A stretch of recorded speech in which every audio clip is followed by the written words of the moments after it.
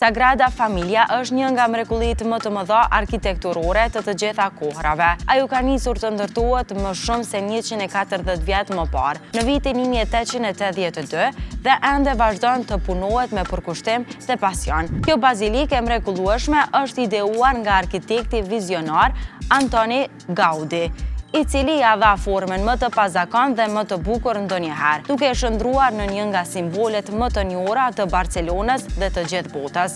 Duke e parë nga afër, do të vrini se çdo detaj është i mbushur me shpirt, frymëzuar nga natyra dhe elementet e saj.